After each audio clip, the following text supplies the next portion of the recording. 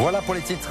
Bonsoir à tous. La CRS 82 va donc être déployée ce soir à Limoges. Une compagnie spécialisée dans les violences urbaines. 24 heures après cette nuit d'affrontement dans le quartier du Val-de-Laurence, des forces de police ont été prises au piège par une centaine d'individus, je vous le disais, cagoulés. Nathalie Pérez, Jean-Martial Joncar avec Samuel Chassaigne.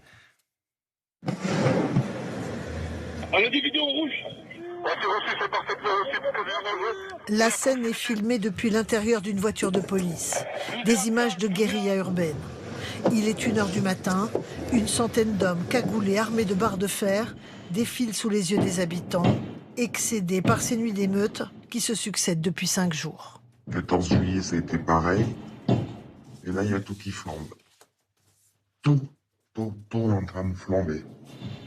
Pris pour cible, 9 policiers ont été blessés la nuit dernière. Nous avons pu discuter avec l'un d'eux, touché à la tête. Depuis les fenêtres, les gens nous jettent des pierres, des bouteilles d'eau remplies, des bouteilles en verre, du coup, qui s'explosent à nos pieds. Quand on a l'artifice qui nous arrive en pleine tête et qui explose à hauteur de tête, je vous laisse imaginer la détonation et les blessures que ça peut causer. Les émeutiers iront jusqu'à bloquer cette route nationale et saccager les voitures alors que des familles et des enfants sont à l'intérieur.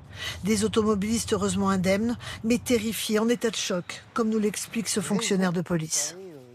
Ils se sont pris à des familles, à des civils, puisqu'ils ont monté des barricades dans les deux sens sur la 141.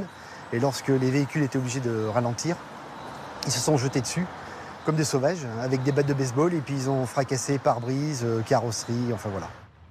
Depuis le 14 juillet, toutes les nuits, le quartier Val-de-Laurence s'enflamme. Des affrontements entre jeunes et forces de l'ordre qui terrorisent la population. 150 voyous organisés.